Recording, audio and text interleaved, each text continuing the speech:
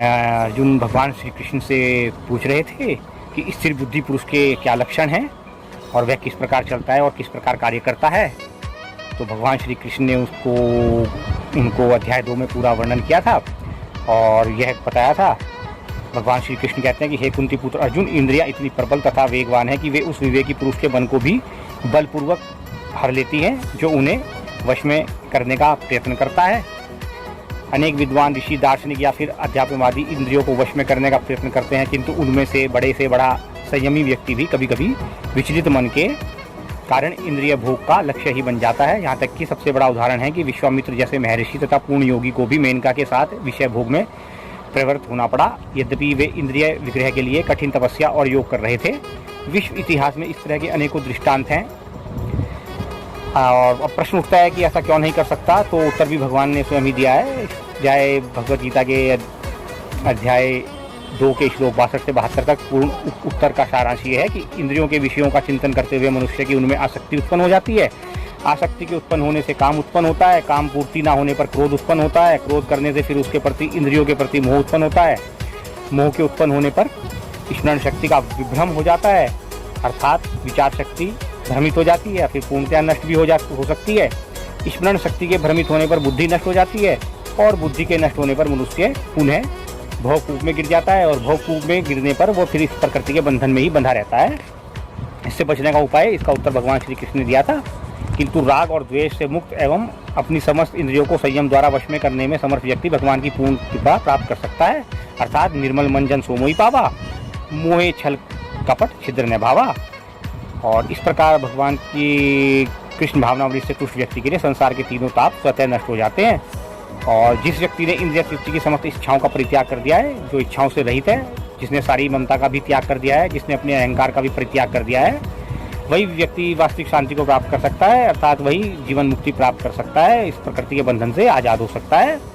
और यही जो है भगवान श्री कृष्ण को अर्जुन को समझा रहे हैं कि जो ये भौतिकता और आध्यात्मिकता में क्या अंतर है, इसका जो एक प्रारंभ है वो श्रीमद् भगवद गीता के अध्याय 2 से श्री कृष्ण भगवान आरंभ करते हैं। अध्याय 3 का आरंभ करेंगे। अध्याय 3 का कर्मयोग है, इसका नाम, अध्याय का नाम कर्मयोग है। और इसका सार ये है जो मैंने अपनी डायरी में भी नोट किया है, आपको श्रीमद् भगवद गीता में भी मिलेगा। भौतिक जगत में हर व्यक्ति किसी न किसी प्रकार के कर्म में लगा रहता है।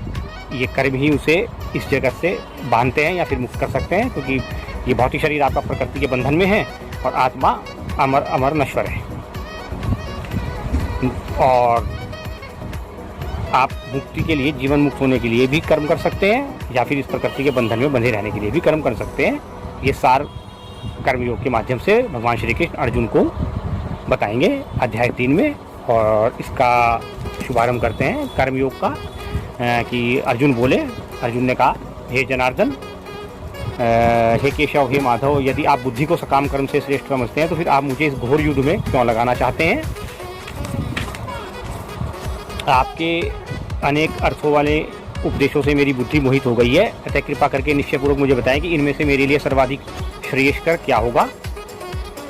और इसके पश्चात भगवान माधव केशव फिर बोले कि हे निष्पाप अर्जुन, मैं पहले ही बता चुका हूँ कि आत्म साक्षात्कार करने का प्रयत्न करने वाले 2 प्रकार के व्यक्ति होते हैं। इनमें से कुछ इसको ज्ञान योग के द्वारा समझने का प्रयत्न करते हैं और कुछ इसे भक्ति योग के द्वारा, सेवा के द्वारा समझने का प्रयास करते हैं, या सेवा के द्वारा, कार्य के द्वारा, कर्म करके भी इस प्रयास को अंजाम तक पहुँचाते हैं।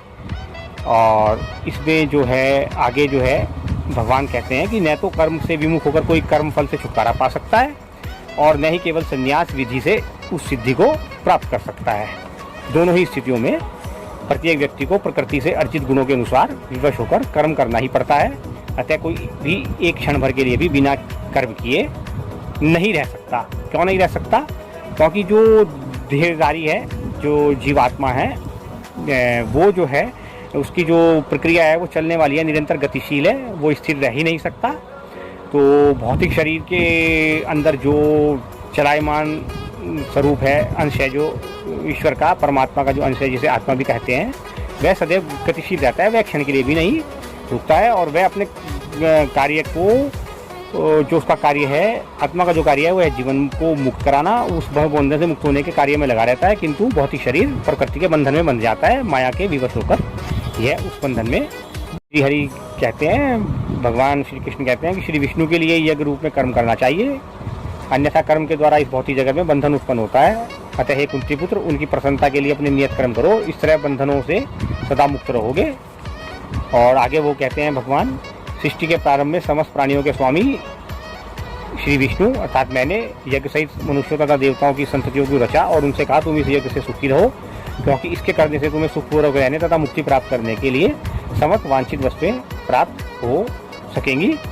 तो अब इस कलयुग में जो लोग पर्याप्त बुद्धिमान हैं, वो जो भगवान और उनके पार्षदों सहित पूजा करने का जो विधान है, जो संकीर्तन यज्ञ के द्वारा जो पूजा करते हैं, जो नाम कीर्तन जप के द्वारा भगवान का कीर्तन करके जो पूजा करते हैं, वह उसका तात्पर्य सिर्फ इतना है कि वेदों में जो वर्णित अन्य यज्ञ आदियों का जो परिधान किया गया है, वो इस कलिकाल काल में उस पूर्ण रूपेण स्वच्छता के साथ कर पाना संभव नहीं है। किंतु संकीर्तन और भजन कीर्तन जो है वो आप 10, 15, 20, 50, 100, 200, 500, 1000, 5000, 10, 20,000 लोग इकट्ठे बैठकर कहीं पर भी किसी भी प्रकार से संकीर्तन यज्ञ संपन्न कर सकते हैं।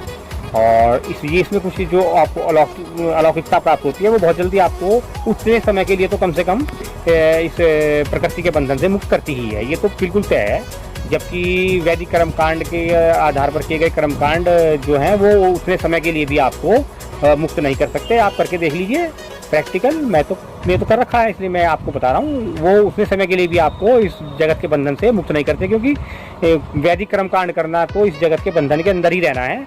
नाम संकीर्तन जो है, कीर्तन इकट्ठा करना, इकट्ठे होकर कीर्तन करना या कीर्तन इकट्ठा करना, वो आपको कुछ समय के लिए इस प्रकृति के बंधनों से मुक्त कर देता है। ये तो तय है, ये भगवत गीता कह रही है, मैंने वहीं से आपको मैं पढ़कर बता रहा हूँ। और यज्ञों के द्वारा प्रसन्न होकर देवता तुम्हें भी प्रसन्न करेंगे और इस तरह मनुष्यों तथा देवताओं के मध्य सहयोग से सबों की संपन्नता प्राप्त होगी। तो ये वेदों का वाक्य, इसमें भगवान श्री कृष्ण उसको इस प्रकार बता रहे हैं कि इस प्रकार करने से जो है वो देवता प्रसन्न होते हैं कर्मकांड करने से।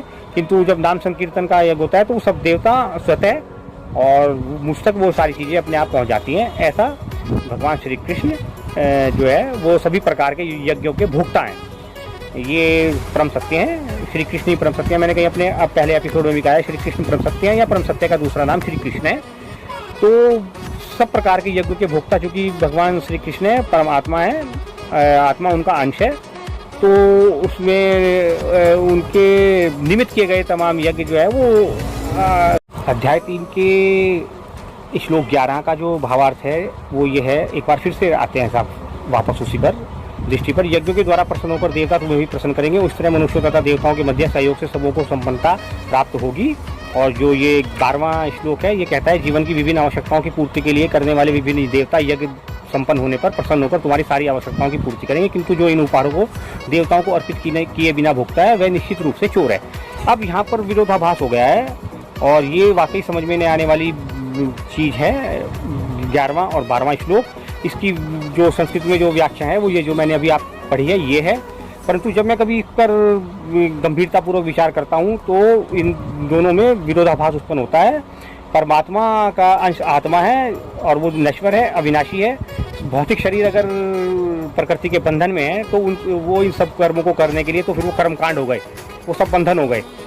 तो अगर वो बंधनों में बंधेगा तो वो किसी भी हालत से जीवन मुक्त हो नहीं सकता, और अगर उसको जीवन मुक्त होना है तो वो इन बंधनों में बंधकर करेगा क्या। तो ये एक विरोधाभास जो है इसमें स्पष्ट रूप से साफ साफ दिखाई देता है।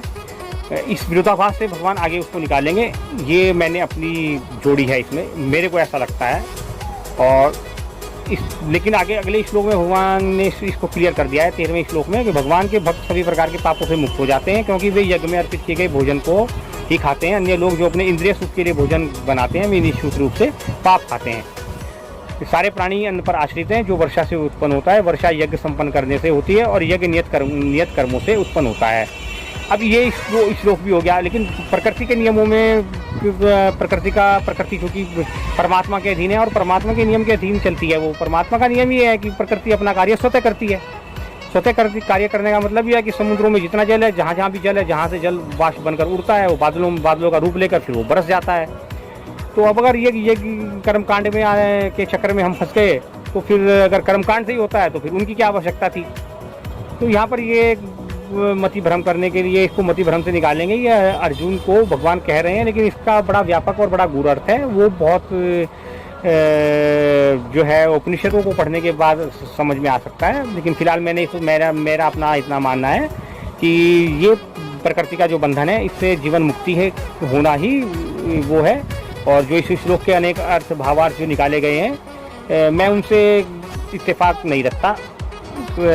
अन्न पर आश्रित है वो, तो प्रकृति में जब जीवात्मा आ गया है तो अन्न पर आश्रित होगा ही। मांसाहार उसके लिए नहीं बताया गया है, जो मांसाहारी प्राणी है वो उनके लिए है।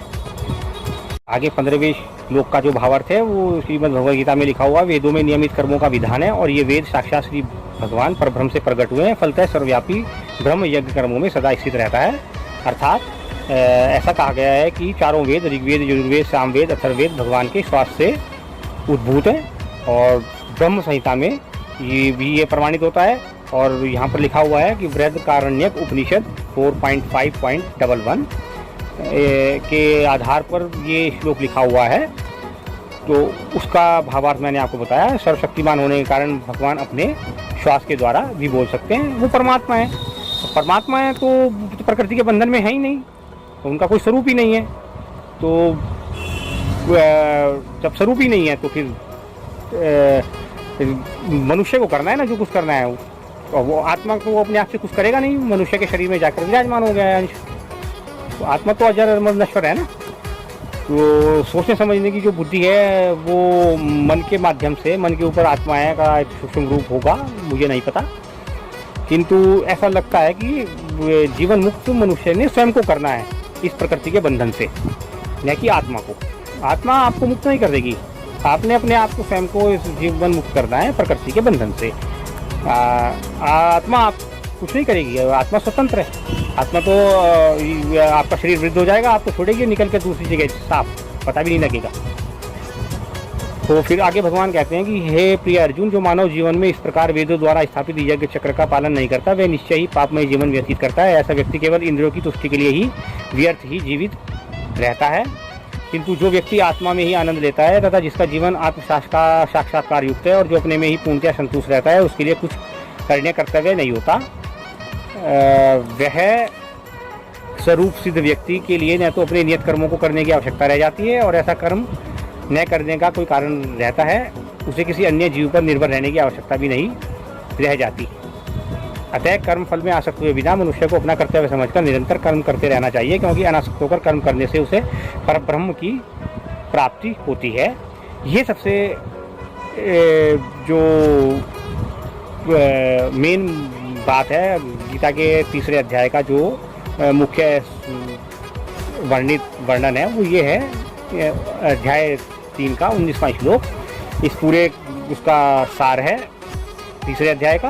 और ये स्पष्ट कहता है कि कर्म फल में आसक्त हुए बिना मनुष्य को अपना कर्तव्य समझकर निरंतर कर्म करते रहना चाहिए, क्योंकि अनासक्त होकर कर्म करने से उसे परब्रह्म की प्राप्ति होती है। अनासक्त रहना है, कर्म करते रहना है, लेकिन कर्म करते रहना है किंतु उनके प्रति आसक्त नहीं होना है, अनासक्त रहना है।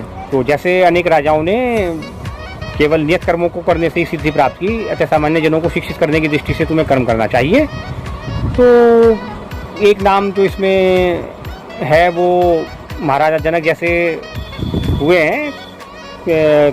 वो तो अरबों में कोई एक ही हैं, स्वरूप सिद्ध व्यक्ति थे जो अपने नियत कर्म को करते हुए भी जो है उसमें उन्होंने वो सिद्धहस्त हो गए थे, आत्मसिद्धि को प्राप्त हो गए थे। तो परंतु वो भी जो है भगवान श्री राम को साक्षात परब्रह्म को साक्षात स्वरूप में देखकर मोहित हो गए थे। वो ज्ञान सारा उनका भी काफुर हो गया था, उड़ गया था। उनके मन में भी ये विचार आ रहा था उस समय, श्री रामचरितमानस में लिखा हुआ है कि उन्होंने परब्रह्म को, श्री राम को, अर्थात श्री राम को जब स्वरूप सहित वहाँ पर उपस्थित देखा अपने सामने, तो वो एक बार को देखकर चकित रह गए, विस्मित हो गए कि ब्रह्म कैसे स्वरूप धारण कर सकता है। कुछ क्षणों बाद जब उनका ज्ञान जागा तब उन्हें यह लगा कि नहीं ऐसा हो सकता है, क्योंकि विप्रधेनु सुसंसित लीन मनुज अवतार निज इच्छा निर्मित माया गुण गोपार, ऐसा कर सकते हैं, परमात्मा कुछ भी कर सकते हैं। और वो कुछ करते हुए भी कुछ नहीं करते। इसका तात्पर्य ये है। तो इसका आगे जो लिखा कहा है भगवान ने कि महापुरुष जो आचरण करता है सामान्य व्यक्ति उसी का अनुसरण करते हैं। वह अपने अनुसरणीय कार्यों से जो आदर्श प्रस्तुत करता है संपूर्ण विश्व उसका अनुसरण करता है। हे प्रतापुत्र, तीनों लोगों में मेरे लिए कोई भी कर्म नियत नहीं है, न मुझे किसी वस्तु का अभाव है और न मुझे किसी वस्तु की आवश्यकता है, तो भी मैं नियत कर्म करने में तत्पर रहता हूँ। तो क्योंकि यदि मैं नियत कर्मों को सावधानी पूर्वक न करूँ तो हे पार्थ, ये निश्चित है कि सारे मनुष्य मेरे पथ का ही अनुगमन करने लगेंगे, और यदि मैं नियत कर्म न करूँ तो ये सारे लोग नष्ट हो जाएं, तब मैं अवांछित जन समुदाय को उत्पन्न करने का कारण हो जाऊंगा और इस तरह संपूर्ण प्राणियों की शांति का विनाशक बनूंगा। और जिस प्रकार अज्ञानी जन फल की आसक्ति से कार्य करते हैं, उसी तरह विद्वान जनों को चाहिए कि वे लोगों को उचित पथ पर ले जाने के लिए अनासक्त रहकर कार्य करें। और विद्वान व्यक्ति को चाहिए कि वह सकाम कर्मों में आसक्त अज्ञानी पुरुषों को कर्म करने से रोके नहीं, ताकि उनके मन विचलित न हो, अपितु भक्ति भाव से कर्म करते हुए वह उन्हें सभी प्रकार के कार्यों में लगाए। सभी प्रकार के कार्यों से एकमात्र मतलब यही होता है कि वो उनको वह कृष्ण भावना अमृत का पान कराए। ये जो है इसमें वो बात आ गई, वापस वहीं पर घूम कर आ गए हम, पढ़कर समझने की बात आ गई कि जो कुछ भी मनुष्य करे वो पहले जो है पढ़कर समझे, उसके तत्पश्चात कार्य को करे। ऐसा नहीं है कि जो सामने वाला कह रहा है उसके अनुसार कार्य। भगवान ने स्वयं उत्तर दे दिया है। आगे भगवान कह रहे हैं कि जीवात्मा अपने अहंकार के प्रभाव से मोहग्रस्त होकर अपने आप को समस्त कर्मों का कर्ता मान बैठता है, जबकि वास्तव में प्रकृति के तीनों गुणों द्वारा संपन्न किए जाते हैं। वही बात वापिस आ गई कि जीवात्मा प्रकृति के बंधन में है और आत्मा पुनः जो है शाश्वत नित्य निरंतर जो है वो सर्वेश्वर की जो अंश है। इसलिए आत्मा स्वयं कुछ नहीं करता, आत्मा तो स्वतंत्र है अपने। मनुष्य जो है वो प्रकृति के बंधन में, आत्मा है नहीं। तो जो भगवान के निरंतर चिंतन में है, कर्म करते हुए भगवान के निरंतर चिंतन में रहने वाला व्यक्ति कर्म करते हुए भी उनमें आसक्त नहीं होता, प्रवृत्त नहीं होता। और जो उसमें प्रवृत्त है तो वो कर्म तो करता रहता है, परंतु कृष्ण भावना अमृत उसमें होता नहीं है।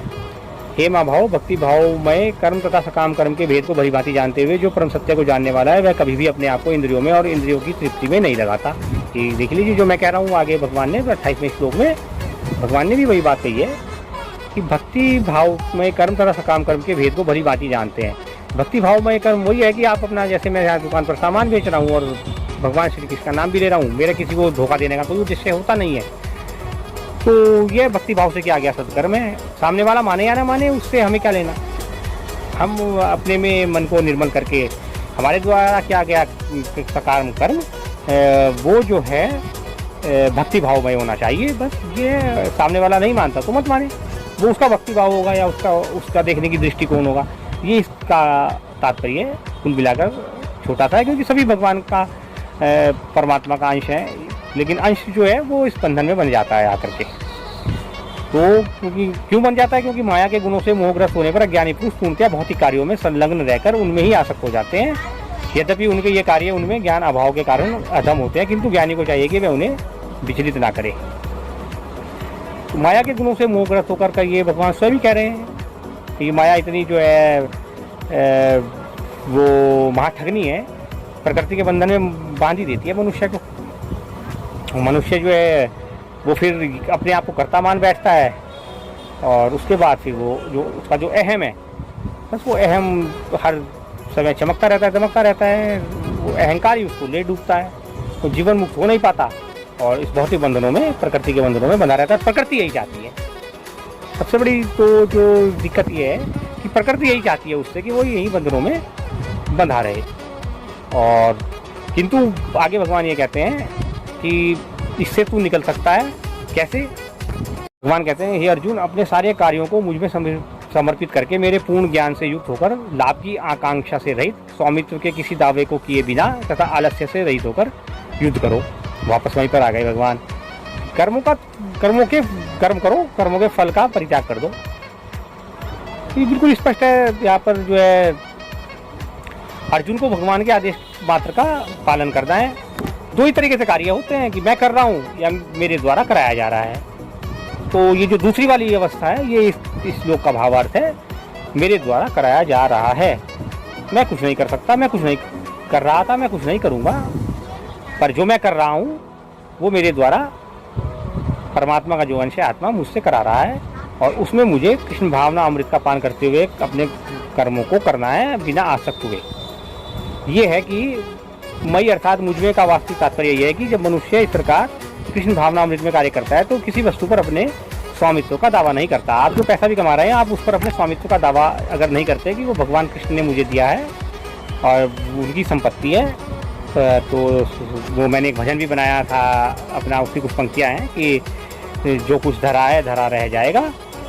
तो ये जो बात है, और श्री कृष्ण है यहाँ, श्री कृष्ण है जहाँ, इस जहाँ में बता है नहीं वो कहाँ, ढूंढता फिर रहा फिर तू उन्हें कहाँ, इस जहाँ में बता है नहीं वो कहाँ, ढूंढता फिर रहा मंदिरों में जहाँ, इस जहाँ में बता वो है नहीं कहाँ, और तेरे भी अंदर हैं मेरे भी भीतर हैं, सबके भीतर वो न जाने छुप गए हैं कहाँ, ढूंढता फिर रहा फिर उन्हें तू कहाँ, इस जहाँ में बता वो है नहीं कहाँ। ये इस श्लोक का सार है पूरे का। तो फिर आगे भगवान कहते हैं उससे कि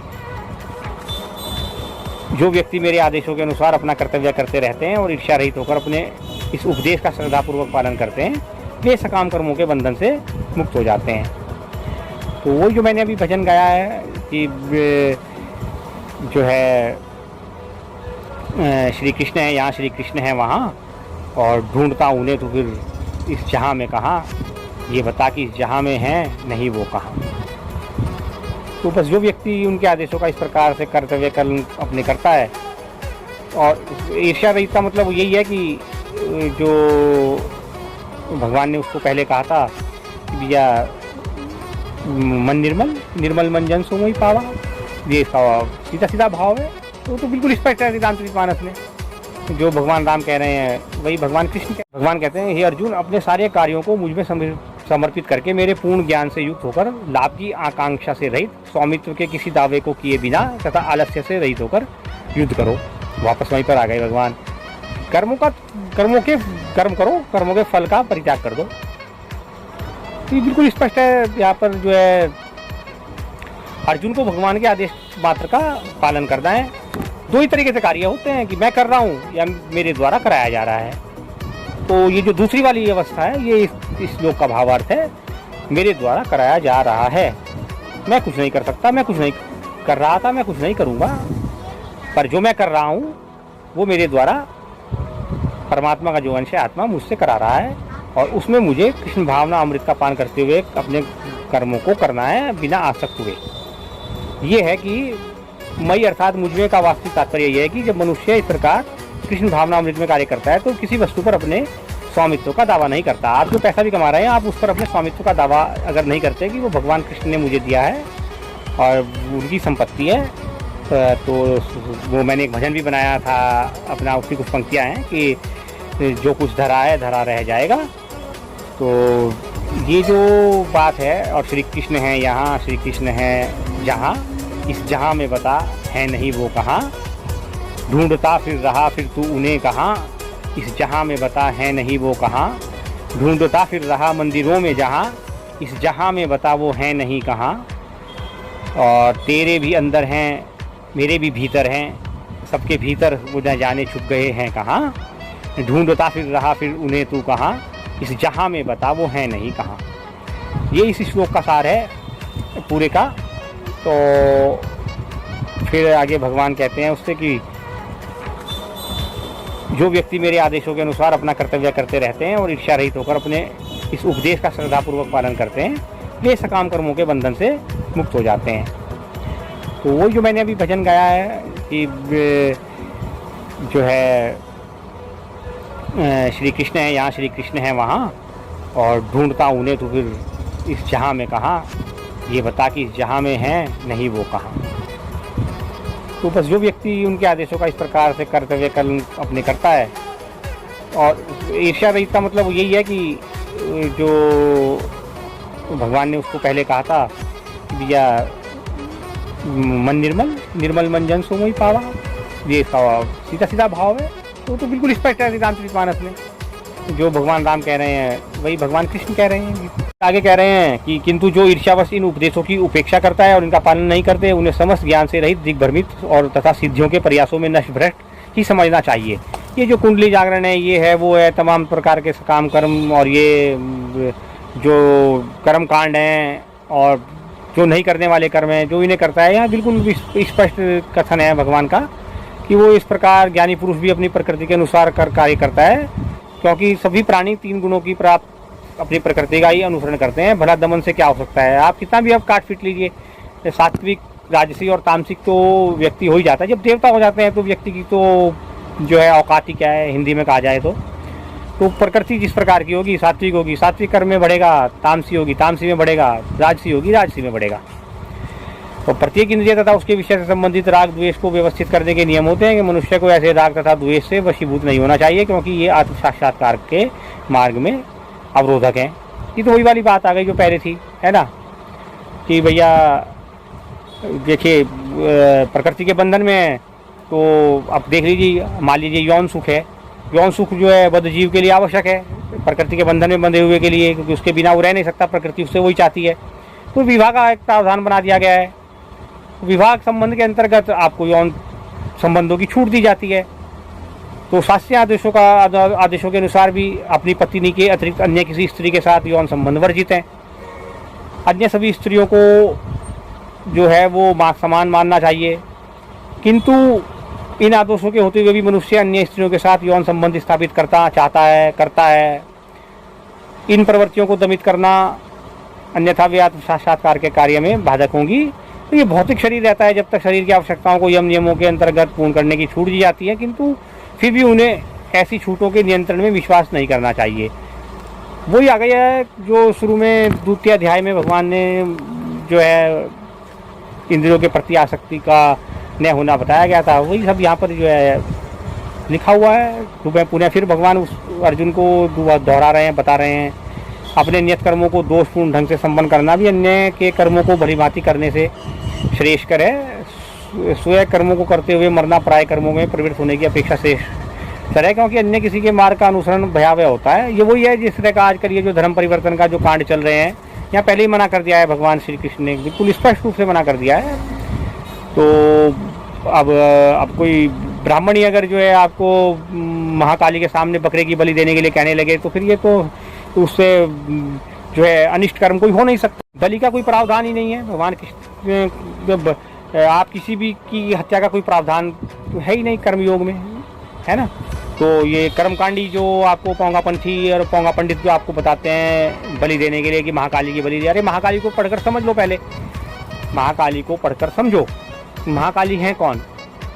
तो दुर्गा सप्तशती पढ़िए, आपको महाकाली पता लगेगा। प्रकृति का जो ये इतना जो प्रकृति में जो आप विनाश मचा रहे हैं, तहस नहस कर रहे हैं, तो वो पशुओं की बलि नहीं मांगती महाकाली। महाकाली तो बहुत उच्च स्तर की है, वो तो अपना प्रबंध स्वयं कर लेती है, आपसे बलि से क्या लेना देना महाकाली का। महाकाली का आपके उस पशु बलि से क्या लेना देना। महाकाली तो इतनी तेजस्विनी है कि वो तो इस प्रकृति के बंधन से है ही, प्रकृति के बंधन में है ही नहीं, तो स्वयं प्रकृति उनके बंधन में है, वो तो अपने आप कर लेंगे। तो क्यों किसी बेचारे निहत्ते जो है और मूक पशु का वध करके आपसे प्रसन्न होगी। ये बेहूदी की जो बातें फैलाई गई हैं, भगवान कृष्ण ने इनका स्पष्ट रूप से इनकार कर दिया है। तो अपने नियत कर्मों को दोषपूर्ण ढंग से संपन्न करना भी अन्य के कर्मों को भलीभांति करने से श्रेष्ठ करे है। अपने नियत कर्मों को दोषपूर्ण ढंग से, अपने नियत कर्म का मतलब ये है कि अगर आप धूपबत्ती अगरबत्ती कर रहे हैं और कोई आपका ध्यान उधर नहीं है, तो वो उससे ज़्यादा श्रेष्ठ करे बनिस्पत इसके कि आप दूसरा कोई धर्म वाला आपको आकर के किसी पशु की बलि देने के लिए कह रहा है और आप वो काम करने के लिए चल पड़े हैं कहने के लिए। ये इसका सीधा सीधा सादा सावधानी पूर्वक अर्थ है, और ये फिर आपके लिए भयावह हो जाता है। और फिर आगे जो है, आगे कहते हैं फिर अर्जुन जो है, अब इतनी सारी बातें हो गई तो अर्जुन पूछने लगा। तो फिर अर्जुन बोला कि हे वृष्णिवंशी, हे मधुसूदन, हे रक्षक, मनुष्य न चाहते हुए भी पाप कर्मों के लिए प्रेरित होता ही क्यों है। ऐसा लगता है कि उसे बलपूर्वक उसमें लगाया जा रहा हो। तो बलपूर्वक तो है ही, ये प्रकृति का बंधन जो है वो प्रकृति की एक तरह की माया है, महाठगनी है। जो इसके एक बार जीवात्मा संसर्ग में आ गया, फिर वह बिना झिझक और कभी कभी तो इच्छा के विरुद्ध भी अनेक पाप कर्म करने में लिप्त रहता है। तो ये अत्यंत प्रभावपूर्ण प्रश्न है। जीवों की प्रकृति विकृत क्यों हो जाती है? क्योंकि वो प्रकृति के बंधन में आ जाते हैं, वही तो माया है। तो भगवान ने उसका इसका उत्तर दिया कि हे अर्जुन, इसका कारण रजोगुण के संपर्क से उत्पन्न काम है। काम हर जगह जो है गड़बड़ी करता है, और उसके बाद में फिर वो क्रोध का रूप धारण करता है, और फिर क्रोध जो है वो आपकी बुद्धि का विनाश करता ही है। तो ये भगवान कृष्ण ने पुनः अर्जुन को वही बात कह दी दूसरे अध्याय वाली, तीसरे अध्याय। ये जो है अब ये जो काम का जो वर्णन है, इसमें रजोगुण के कारण ही तो महादेवी अहिल्या का पतन हुआ था। रजोगुण के कारण काम उत्पन्न होता है, काम के उत्पन्न होने से ही तो जो है वो इंद्र ने उनको छल लिया। काम तो दोनों तरफ से उत्पन्न हुआ, तो लेकिन दंड दोनों को मिला, लेकिन देवी अहिल्या को अधिक दंड मिला। भगवान श्री कृष्ण को ही रामावतार में देवी अहिल्या का उद्धार करना पड़ा स्वयं आकर, क्योंकि उनकी गलती नहीं थी। दरअसल प्रकृति के बंधन ही ऐसा है, रजोगुण का बंधन ऐसा है। रजोगुण से काम उत्पन्न होता है, काम से क्रोध, क्रोध से लोभ, लोभ से मोह, मोह से फिर आसक्ति पूरी न होने पर फिर से जो है वो सब चीज़ें जो है अध्याय 2 में पहले स्पष्ट हो ही चुकी हैं। तो फिर अब आगे भगवान कहते हैं कि जिस प्रकार अग्नि धुएं से, दर्पण धूल से अथवा भ्रूण गर्भाशय से आवृत रहता है, उसी प्रकार जीवात्मा इस काम की विभिन्न मात्राओं में आवृत रहता है। जीवात्मा तो फंसी जाता है ना प्रकृति के बंधन में। तो फिर अब ये देखिए यहाँ पे इन्होंने स्पष्ट व्याख्या करी है, बल्कि बहुत अच्छी व्याख्या करी है इन्होंने। जीवात्मा के आवरण की 3 कोटियाँ हैं, उनमें शुद्ध चेतना धूमिल होती है। आवरण काम ही है जो विभिन्न स्वरूपों में होता है। अग्नि में धुआं, दर्पण पर धूल, भ्रूण पर गर्भाशय। काम की उपमा धूम से दी जाती है। जीवात्मा अपने कृष्ण भावनामृत को कुछ प्रकट तो करता रहता है, परंतु वो धुएं के ढक जाता है। जैसे कहीं धुआं होता है वहाँ अग्नि का होना अनिवार्य तो है, किंतु पता नहीं लगता। तो प्रारंभ में प्रारंभिक अवस्था में अग्नि की प्रत्यक्ष अभिव्यक्ति नहीं होती, लेकिन बाद में वहाँ जाकर पता लगता है। तो इसी प्रकार से दर्पण पर भी धूल का है, तो मन के रूपी दर्पण पर अनेक जो है, आपने सुना भी होगा कि मोतियाबिंद हो गया है। तो वो मोतियाबिंद ही तो है, मन की आंखों पर मोतियाबिंद होता है, काम क्रोध का, राग और द्वेष का। ये मन के मोतियाबिंद, मन की आंखों पर मोतियाबिंद इस तरह से होता है। आदमी की आंखें जो हैं, आंखों पर जो मोतियाबिंद होता है, जो बाह्य दृश्य को देखती हैं, वो तो आंखें थोड़ी हटाई जाती हैं, मोतियाबिंद का इलाज कराया जाता है। तो बस वही भगवान यहाँ जो है अर्जुन से कह रहे हैं कि मन के आंखों के मोतियाबिंद का इलाज कराओ। और वो इलाज क्या है? वो इलाज है कि वहाँ से राग और द्वेष को हटाओ, उसको क्लीन करो। और तो वो क्लीन कैसे होगा? वो तो हनुमान जी सदगुरु हैं मेरे, तो हनुमान जी के चरणों की धूल से, रज का मतलब यहाँ रजोगुण भी है, रज का मतलब यहाँ चरणों की धूल भी है। चरणों की धूल से वो पवित्र हो जाती है। तो मन की आंखें जो है वो चरणों की धूल से, सदगुरुदेव जो हैं वो ये आप वाले सदगुरु नहीं जो आप आजकल आधुनिक युग में करोड़ों की संख्या में बन गए हैं, इनकी चरणों की धूल नहीं कर सकती, कुछ नहीं कर सकती। वो आधे तो जेलों में बंद है, चरणों की धूल क्या करेगी उनके आपके मन को पवित्र? वो खुद ही जेलों में बंद है। इस प्रकार ज्ञानमय जीवात्मा की शुद्ध चेतना उसके काम रूपी नित्य शत्रु से ढकी रहती है, जो कभी भी तुष्ट नहीं होता और अग्नि के समान जलता रहता है। तो यहाँ पर श्रीमद् भगवद गीता में जो इसका तात्पर्य, जो इसकी व्याख्या करी है, जो इसका निरूपण किया है, मनुस्मृति के आधार पर लिखा हुआ है कि कितना भी विषय भोग क्यों न किया जाए, काम की तृप्ति नहीं होती। जिस प्रकार निरंतर ईंधन डालने से अग्नि कभी नहीं बुझती, ठीक उसी प्रकार से मैथुन जगत में जो है काम इंद्री अपनी सुख के लिए निरंतर लगी रहती है।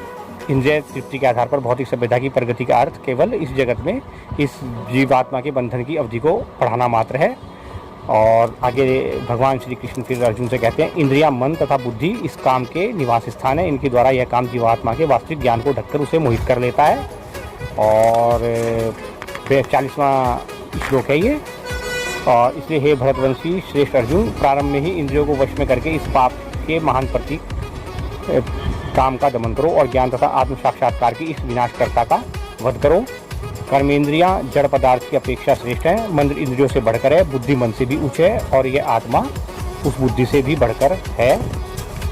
और 43वां अंतिम श्लोक है, इस प्रकार हे महावो अर्जुन, अपने आप को भौतिक इंद्रियों, मन तथा बुद्धि से परे जानकर और मन को सावधान करके आध्यात्मिक बुद्धि से में स्थिर करके आध्यात्मिक शक्ति द्वारा इस काम रूपी दुर्जय शत्रु को जीतो।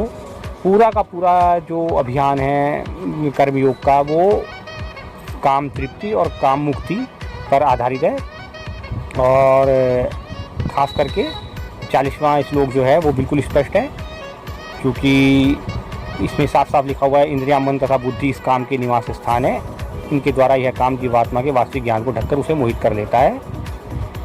और इसका जो तात्पर्य इसमें लिखा गया है, बद्ध जीव के शरीर की विभिन्न सामरिक स्थानों पर अपना अधिकार कर लिया है। भगवान कृष्ण उन स्थानों का संकेत कर रहे हैं जिससे शत्रु को जीतने वाला यह जान ले कि शत्रु कहाँ पर है।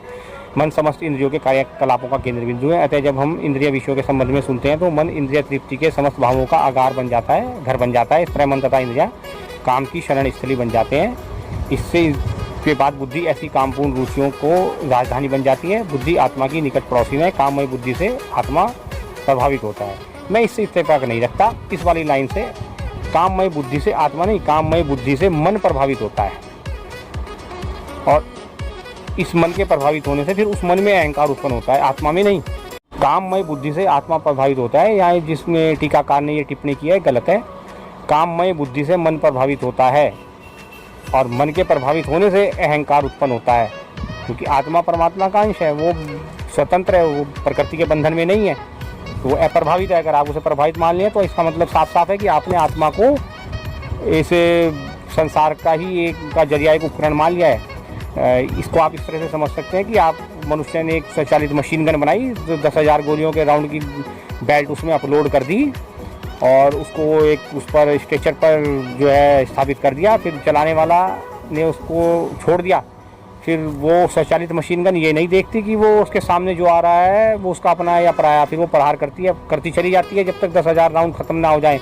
कोई उसमें रोकने का बीच में साधन नहीं है, वो उसने फायर करने हैं तो करने हैं। वो धड़ाधड़ स्वचालित मशीन गन फायर कर रही है, क्योंकि उसमें 10,000 की जो गोलियों की जो एक लड़ी थी वो अपलोड कर दी गई है। ठीक यही कार्य जो है वो ये जीवात्मा का, ये जो जीवात्मा सामने दिखाई दे रहा है जीव का है, इसमें जो है वो लोड कर दी गई है स्वचालित मशीन गन, वो अपना कार्य कर रही है, कोई रोकने का उसको साधन उपलब्ध नहीं है। मन, बुद्धि और इंद्रियां, मन और बुद्धि इस काम के निवास स्थान है, आत्मा इस काम का निवास स्थान नहीं है। ये बड़ा एक दुर्भाग्य है कि आत्मा को भी आपने इस सृष्टि के इस निवास स्थान में शामिल कर लिया है। जी नहीं, गलत। आत्मा सृष्टि के निवास स्थान में शामिल नहीं है, प्रकृति के बंधन में नहीं है, आत्मा मुक्त है। आत्मा का कार्य सिर्फ शरीर को चलायमान रखना है। आप उसको किस प्रकार चलाएंगे ये जो है वो आपकी इंद्रियां, मन और बुद्धि तय करेगी। तो वो आत्मा उनसे ऊपर है। अगले अध्याय में स्पष्ट रूप से भगवान ने साफ साफ जो है बिल्कुल क्लियर कर दिया है 43वें अध्याय में कि माँ बाप अर्जुन अपने आप को भौतिक इंद्रियों, मन और बुद्धि से परे जानकर मन को सावधान करके आध्यात्मिक बुद्धि को स्थिर करके आध्यात्मिक भक्ति द्वारा इस काम रूपी दुर्जय शत्रु को जीतो। और इन्होंने जो व्याख्या की है, टिप्पणी की है, वो भी मैं आपको बताता हूँ। प्रकार ज्ञानमय जीवात्मा की शुद्ध चेतना उसके काम रूपी नित्य शत्रु से ढकी रहती है, जो कभी भी तुष्ट नहीं होता और अग्नि के समान जलता रहता है। तो यहाँ पर श्रीमद् भगवद गीता में जो इसका तात्पर्य, जो इसकी व्याख्या करी है, जो इसका निरूपण किया है, मनुस्मृति के आधार पर लिखा हुआ है कि कितना भी विषय भोग क्यों न किया जाए, काम की तृप्ति नहीं होती। जिस प्रकार निरंतर ईंधन डालने से अग्नि कभी नहीं बुझती, ठीक उसी प्रकार से मैथुन जगत में जो है काम इंद्री अपनी सुख के लिए निरंतर लगी रहती है। इंद्रिय तृप्ति के आधार पर भौतिक सभ्यता की प्रगति का अर्थ केवल इस जगत में इस जीवात्मा के बंधन की अवधि को बढ़ाना मात्र है। और आगे भगवान श्री कृष्ण फिर अर्जुन से कहते हैं, इंद्रियां, मन तथा बुद्धि इस काम के निवास स्थान है। इनके द्वारा यह काम जीवात्मा के वास्तविक ज्ञान को ढककर उसे मोहित कर लेता है। और फिर 40वां श्लोक है ये। और इसलिए हे भरतवंशी श्रेष्ठ अर्जुन, प्रारंभ में ही इंद्रियों को वश में करके इस पाप के महान प्रतीक काम का दमन करो और ज्ञान तथा आत्म साक्षात्कार की इस विनाशकर्ता का वध करो। कर्मेंद्रियां जड़ पदार्थ की अपेक्षा श्रेष्ठ है, मन इंद्रियों से बढ़कर है, बुद्धि मन से भी उच्च है और यह आत्मा उस बुद्धि से भी बढ़कर है। और 43वां अंतिम श्लोक है, इस प्रकार हे महावो अर्जुन, अपने आप को भौतिक इंद्रियों, मन तथा बुद्धि से परे जानकर और मन को सावधान करके आध्यात्मिक बुद्धि से में स्थिर करके आध्यात्मिक शक्ति द्वारा इस काम रूपी दुर्जय शत्रु को जीतो। पूरा का पूरा जो अभियान है कर्मयोग का, वो काम तृप्ति और काम मुक्ति पर आधारित है। और ख़ास करके 40वां श्लोक जो है वो बिल्कुल स्पष्ट है, क्योंकि इसमें साफ साफ लिखा हुआ है इंद्रिया, मन तथा बुद्धि इस काम के निवास स्थान है। इनके द्वारा यह काम जीवात्मा के वास्तविक ज्ञान को ढककर उसे मोहित कर लेता है। और इसका जो तात्पर्य इसमें लिखा गया है, बद्ध जीव के शरीर की विभिन्न सामरिक स्थानों पर अपना अधिकार कर लिया है। भगवान कृष्ण उन स्थानों का संकेत कर रहे हैं जिससे शत्रु को जीतने वाला यह जान ले कि शत्रु कहाँ पर है। मन समस्त इंद्रियों के कार्यकलापों का केंद्र बिंदु है। अतः जब हम इंद्रिय विषयों के संबंध में सुनते हैं तो मन इंद्रिय तृप्ति के समस्त भावों का आगार बन जाता है, घर बन जाता है। इस तरह मन तथा इंद्रिया काम की शरण स्थली बन जाते हैं। इससे के बाद बुद्धि ऐसी कामपूर्ण रुचियों को राजधानी बन जाती है। बुद्धि आत्मा की निकट पड़ोसी में, काममय बुद्धि से आत्मा प्रभावित होता है। मैं इससे इत्तेफाक नहीं रखता, इस वाली लाइन से काममय बुद्धि से आत्मा नहीं, काममय बुद्धि से मन प्रभावित होता है।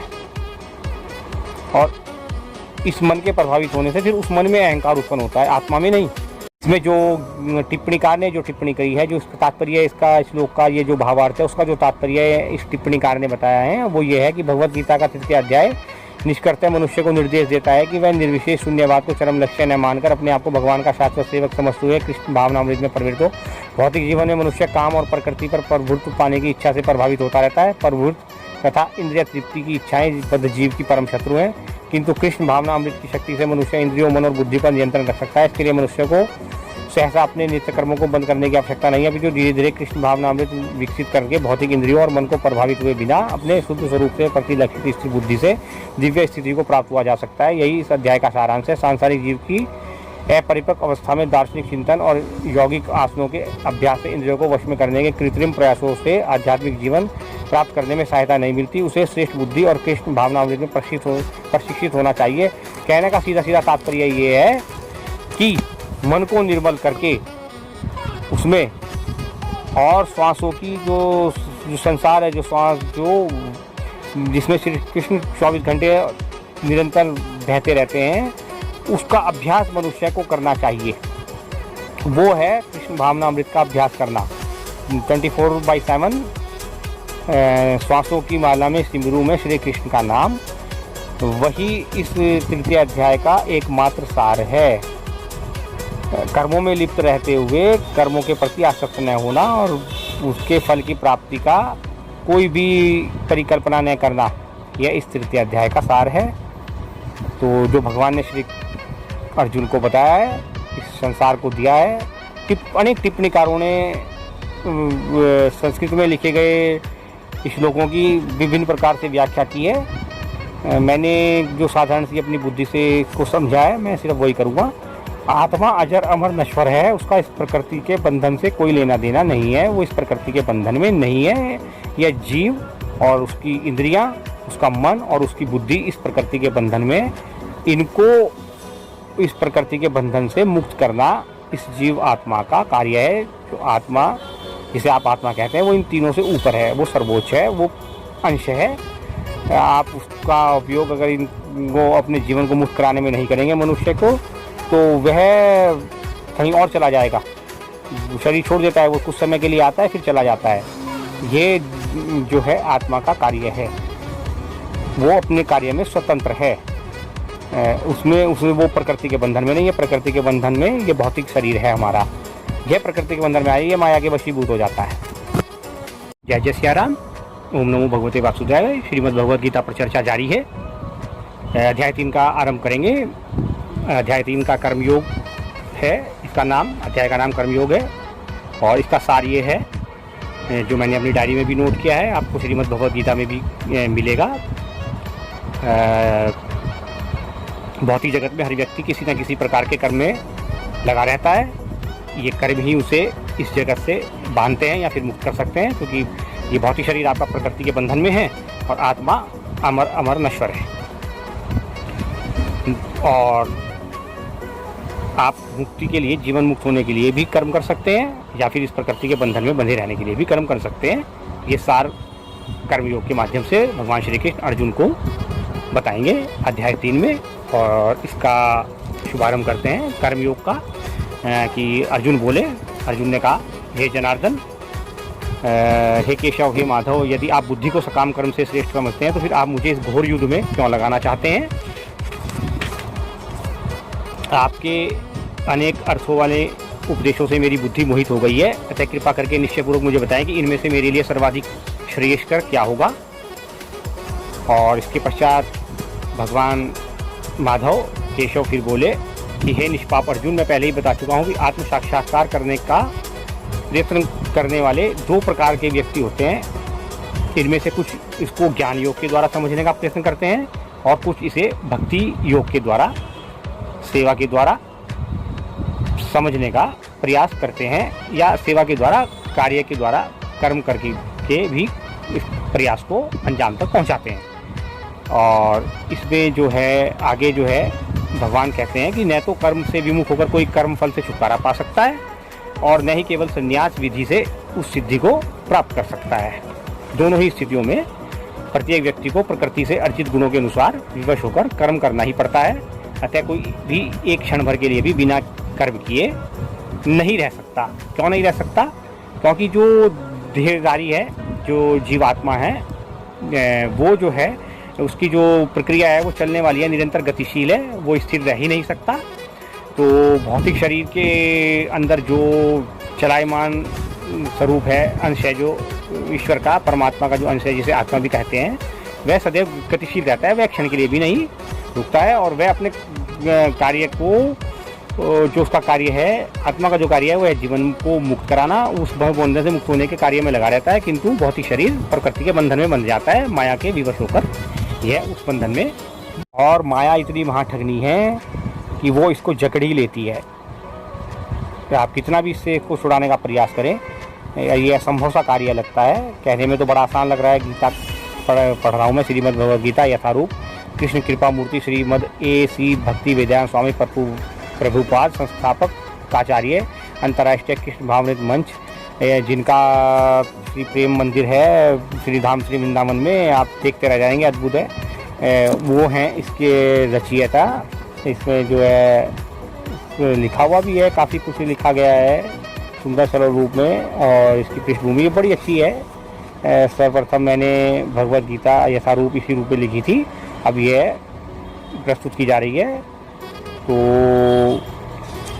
ये भगवद गीता का इसने लिखा हुआ है पृष्ठभूमि में। 5000 वर्ष पूर्व भगवान श्री कृष्ण ने अपने मित्र भक्त अर्जुन को जो भगवद गीता का उपदेश दिया था। तो काफ़ी सारी चीज़ें लिखी गई हैं। धृतराष्ट्र तथा पांडु भाई भाई थे, जिनका जन्म कुरु वंश में हुआ था, और वे राजा भरत के वंश से, जिनके नाम पर महाभारत नाम पड़ा। चूँकि बड़ा भाई धृतराष्ट्र जन्म से अंधा था, तब राज सिंहासन उससे न मिलकर उसके छोटे भाई पांडु को मिला। पांडु की मृत्यु अल्पायु में हो गई। 5 पुत्र युधिष्ठिर, भीम, अर्जुन, नकुल और सहदेव धृतराष्ट्र की देखरेख में रख दिए गए, क्योंकि उसे कुछ काल के लिए राजा बना दिया गया था। इस तरह धृतराष्ट्र और पांडु के पुत्र एक ही राजमहल में बड़े हुए।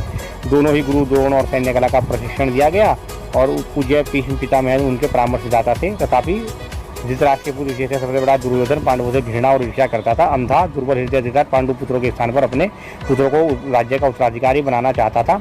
अब यहीं पर देख लीजिए आप, कितना भी बड़ा क्यों ना हो, अगर वो कृष्ण के मुंह में खड़ा हुआ तो उसका क्या हाल होगा।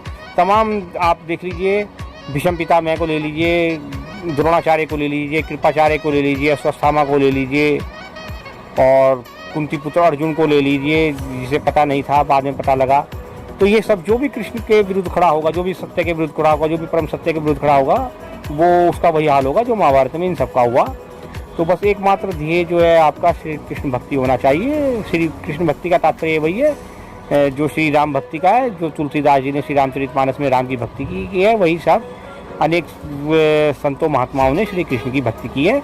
न कि वो जो कर्मकांड और जो कुछ बताया जा रहा है, उस प्रकार की भक्ति या उसका इस धर्म से कोई लेना देना नहीं है। इसको पढ़कर समझना है श्रीमद् भगवद गीता को, और वही मैं इस पर अपलोड कर रहा हूँ। जितना मैं समझाऊँ वह अपलोड कर रहा हूँ। ओम नमो भगवते वासुदेवाय, जय जय श्री राधे कृष्णा।